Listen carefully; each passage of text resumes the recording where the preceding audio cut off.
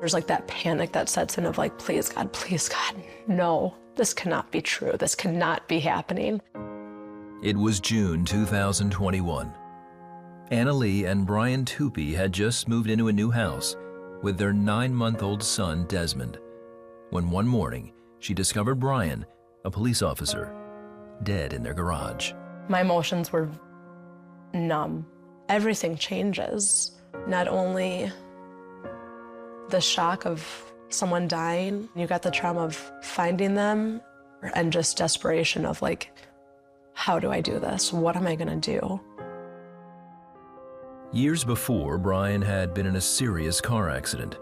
The constant pain, along with occasional bouts of PTSD from his time on the police force, led to an addiction to alcohol and prescription pain meds. He just always felt like he could deal with it, he could cope with it. Watching that and seeing that and living with that, when you know that that's not who your person is, it was frustrating, it was disheartening. I strongly knew and believed that God was going to help us and heal him, that he wouldn't have to struggle with this. When their first child was born in late 2020, Brian sought help and got sober. His attitude was better, he knew his health was better all around, and so he enjoyed it. He enjoyed sobriety. He thought, maybe I can do this long term. It was just a day at a time.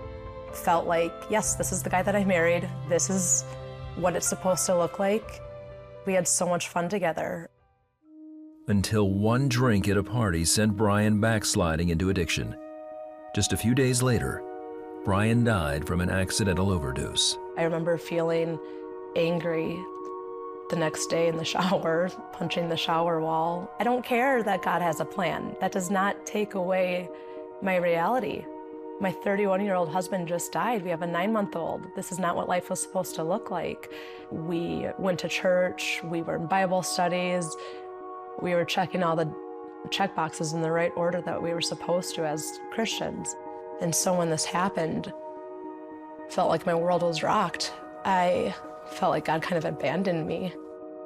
In the days and weeks ahead, Annalee struggled to deal with her grief and anger. Something so simple could set me off, because if Brian was here, things would look different. Grief does not go away. Grief, it changes. It does not, I wish it diminished. It's exhausting. She says in her darkest moments, God carried her through. God hears it all. He feels it all. He knows anger. And so it was comforting to be able to go to him still with my anger, with him, and know that he was just gonna sit with me in it. I remember one day opening up my Bible and coming across Ecclesiastes 7. It talked about how good grief is, and that the house of mourning is better than a house of laughter, because a house of mourning is grateful and appreciative. And that's what I was feeling. Deep down, I had joy because I know God and I know his promises. Having God's word there to confirm it, of like, this has happened to other people, you will get through it. I feel like God is sitting right next to me with his arm around me and just crying with me. There's nothing more comforting than that.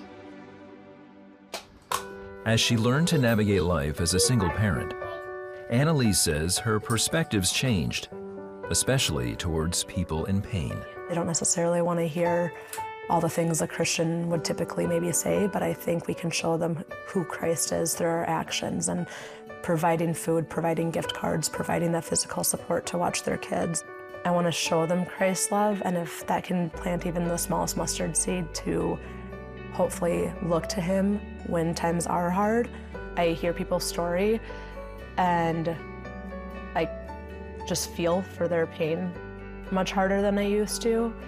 Although Desmond never knew his dad, Annalee makes sure that he learns about Brian and the love Brian had for his son. I want to talk about Brian so Desmond can forever know his dad, who he was, the authentic man that he was, the goofy guy that he was. I mean, he was so many things to so many people, and I forever want to carry on that so Desmond can know who he was, since he never truly got the chance to meet him and know him and love him as a son should. Brian, even though he's physically gone, he will forever remain in our lives Annalee reminds us that healing from loss is a day-to-day process that takes time, prayer, and trust in God. I would just want people to know it's okay to grieve. God feels your anger. He feels your sadness. He knows it's there. Just give it all to God because He is there. He loves us. He's not going to leave us. I have joy because I know God, and I know the peace and redemption and love that He provides and that He brings. I have our son. I have his family. I have my family. I have all of our friends. I've been blessed beyond measure in a lot of ways. So I have joy because of all that. It's encouraging to know, okay, you're going to use this somehow. I don't know how, but you're going to use this, and I trust you with that.